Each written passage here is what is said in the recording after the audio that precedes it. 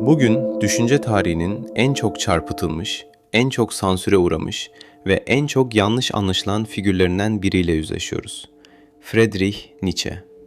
Çoğu insan onu sadece "Tanrı öldü" diyen bir nihilist olarak biliyor. Ancak onun felsefesi modern dünyanın tüm kutsallarını birer birer deviren, insanı konfor alanından çekip uçurumun kenarına bırakan bir yıkım ve yeniden inşa sürecidir. Bugün felsefenin derinliklerinde insanın en karanlık ve en parlak yönlerine dair bir yolculuğa çıkacağız. Nietzsche'nin fikirleri sizi rahatsız edecekse bilin ki bu rahatsızlık kendi hakikatinizle yüzleşmeye başladığınızın ilk işaretidir. O, sistemin size sunduğu o güvenli, standart ve içi boş anlamlardan sıyrılıp kendi gerçekliğinizi yaratmanızı isteyen bir düşünürdür.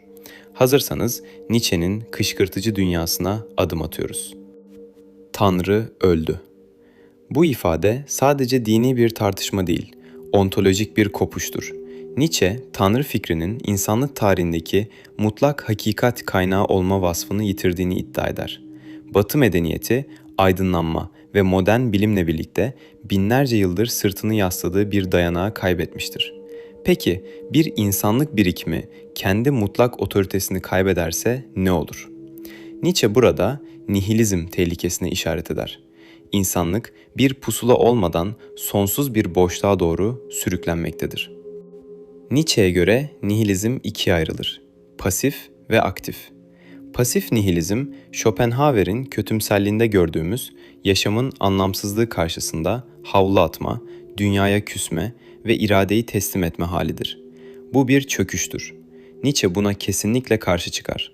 O, aktif nihilizmi önerir. Eğer bir anlam yoksa, o anlamı yaratacak olan kişi bizzat sensin. Tanrı'nın ölümü, insanın kendi özgürlüğünü eline alması için gereken en ağır sorumluluğun başlangıcıdır.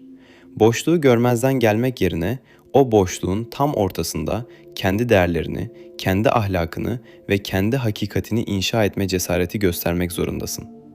Nietzsche, modern insanın bu ağır yükten kaçmak için sürekli başka otoritelere sarıldığını görür. Devlet, ideoloji veya popüler kültür. Hepsi aslında o derin, ürkütücü nihilizm boşluğunu doldurmak için kullanılan sahte sığınaklardır. Nietzsche'nin Ahlakın Soy Ağacı adlı çalışması, bugüne kadar iyi ve kötü dediğimiz her şeyi birer yalan olduğu gerekçesiyle masaya yatırır. Nietzsche'ye göre mevcut ahlak anlayışımız, zayıf olanın güçlü olana karşı kurduğu bir intikam düzenidir. Efendi-köle ahlakı kavramı burada hayati bir öneme sahiptir. Antik dünyada iyi, güçlü olanın, kendi iradesini dünyaya dayatanın, hayata evet diyenin niteliğiydi. Kötü ise sadece güçsüz olanın sıfatıydı. Ancak tarihte bir köle isyanı yaşandı. Nietzsche bu ahlaki değişimi resentimant, hınç duygusuna dayandırır. Güçsüzler kendilerinden üstün olanlara karşı kurdukları bir ahlak sistemiyle onları dizginlemeye çalışmışlardır. Güçlü olmak kötüdür, bencil olmak kötüdür, arzularının peşinden gitmek günahtır. İşte modern ahlakın temel taşları bunlardır. Nietzsche, bu sistemin yaşamın doğasına aykırı olduğunu, insanın kendi içindeki o yaratıcı enerjiyi, o saf arzuyu bastırdığını savunur. İyilik, nezaket ve fedakarlık gibi kavramlar aslında birer zayıflık maskesi olarak karşımıza çıkar.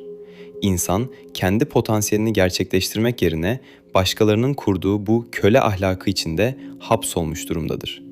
Nietzsche için hakikat acı verici ve serttir. Gerçekten güçlü olmak, kendi değerlerini dışarıdan dayatılan yasalarla değil, kendi içsel iradenle belirleyebilmektir. Bu, toplumun size dayattığı iyi insan kalıbını tamamen yıkmayı gerektirir. Psikolojik ve biyolojik tüm teoriler insanı hayatta kalmaya çalışan bir varlık olarak tanımlar. Nietzsche bunu reddeder. İnsan sadece hayatta kalmaya çalışmaz. İnsan güç istenciyle dolar. Bu güç başkalarını yönetmek veya bir iktidar kurmak değil, kendi varlığını en uç sınıra kadar yaşamak ve ifade etmektir. Bir ressamın tuvale yansıttığı o yoğun arzu, bir düşünürün gerçeği ararken katlandığı zihinsel yorgunluk hep bu güç istencinin bir dışa vurumudur. Burada acı konusu Nietzsche'nin felsefesinde merkezi bir yer tutar. Modern dünya acıyı bir arıza, hemen giderilmesi gereken bir hata olarak görür. Nietzsche ise acının varoluşun ayrılmaz bir parçası olduğunu vurgular. Büyük bir insan olmanın tek yolu büyük acılardan geçmektir. Acı, insanın kendi sınırlarını tanıdığı, iradesini sınadığı ve gerçek potansiyelini keşfettiği bir test alanıdır.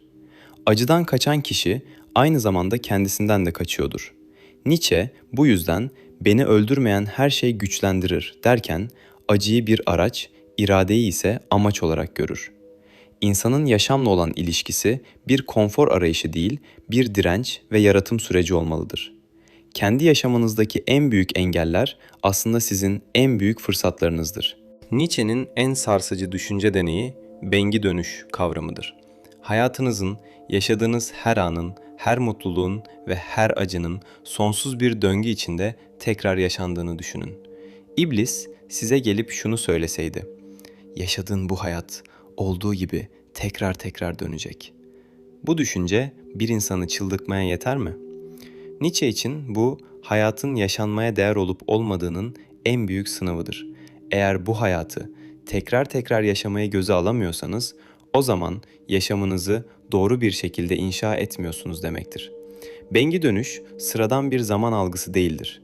Bu yaşamın değerini ölçen mutlak bir terazidir. Eğer şu anki yaşamınızda yaptığınız her seçimde, kurduğunuz her cümlede veya içinde bulunduğunuz her durumda bunu sonsuz kez tekrarlayacak olsam yine aynı kararı verir miydim sorusunu kendinize sorabiliyorsanız ancak o zaman varoluşsal bir bütünlüğe ulaşırsınız. Bu Nietzsche'nin deyimiyle kendi kaderini sevme eyleminin yani amor fati'nin hayatın tüm karanlık köşelerini aydınlatan bir meşale haline gelmesidir. Yaşamın bir prova değil, doğrudan galası olduğunu idrak eden birey pişmanlıkların ağırlığından kurtulur. Çünkü pişmanlık geçmişi değiştirme arzusuyla o anı inkar etmektir. Oysa üst insan geçmişin tüm hatalarını, trajedilerini ve kayıplarını şimdiki benliğinin vazgeçilmez yapı taşları olarak kabul edip onlara coşkuyla sahip çıkar.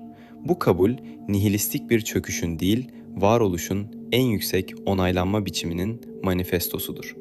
Amor fati yani kaderini sevmek bu noktada devreye girer. Geçmişin pişmanlıklarıyla boğuşmak veya geleceğin kaygısına kapılmak yerine şu anı tüm sonuçlarıyla beraber sahiplenmek. Hayatın içinde başınıza gelen her şeyin sizi siz yapan birer zorunluluk olduğunu kabul edip onlara bir tutkuyla bağlanmak. Bu üst insanın temel özelliğidir. Üst insan kendi kaderinin mimarıdır. O dışarıdaki tesadüflere veya ilahi iradelere yaslanmaz. Kendi yaşamının tüm sorumluluğunu üstlenir. Nietzsche için üst insan bir amaçtır. İnsan bu hedefe doğru yürüyen bir köprüdür. İnsanın görevi kendini aşmak, sürü psikolojisinden kurtulmak ve kendi varoluşunun doruk noktasına ulaşmaktır. Bu yolculuk başkaları için değil, sadece sizin için anlamlıdır. Nietzsche, felsefenin sadece bir düşünce egzersizi değil, yaşamı bir sanat eseri haline getirme sanatı olduğunu kanıtladı. Onun metinleri bugün hala birçok insanı rahatsız ediyor. Çünkü onlar insanın kendi içindeki o karanlık gerçeği cesurca yüzüne vuruyor. Nietzsche sizi bir yere götürmeye çalışmıyor. O sizi kendi yolunuzu bulmanız için uyarıyor. Sürüden ayrılmak, yalnız kalmak ve kendi hakikatinizi inşa etmek ağır bir bedel ister. Ancak kendi hayatınızın tek sahibi olmak bu bedele değer. İnsan sadece bir varlık değil, aynı zamanda sürekli oluş halindeki bir projedir. Bugün bu videoda Nietzsche'nin tehlikeli ve kışkırtıcı fikirlerine dokunduk. Bu fikirler bir kez zihninize girdiğinde artık onları görmezden gelemezsiniz. Kendi anlam arayışınızda tam burada başlıyor. Başkalarının kurguladığı hikayelerde figüran mı olacaksınız yoksa kendi hayatımızın başrolünde tüm zorluklara ve acılara rağmen kendi değerlerinizi mi yaratacaksınız? Bu sorunun cevabı sadece sizin vereceğiniz bir karardır. Felsefe gerçek bir cesaret işidir. Bu yolculukta benimle olduğunuz için teşekkür ederim. Nietzsche üzerine düşünmek, kendiniz üzerine düşünmektir. Videoyu beğendiyseniz bu tür derinlikli içeriklerin devamı için kanalı desteklemeyi, düşüncelerinizi yorumlarda belirtmeyi unutmayın. Bir sonraki videomuzda felsefenin modern hayattaki pratik ve tartışmalı yerini irdelemeye devam edeceğiz. Kendinize, kendi kurduğunuz anlamın ışığında iyi bakın. Unutmayın, nihilizm bir son değil, yeni bir başlangıçtır. Anlam keşfedilmez, inşa edilir.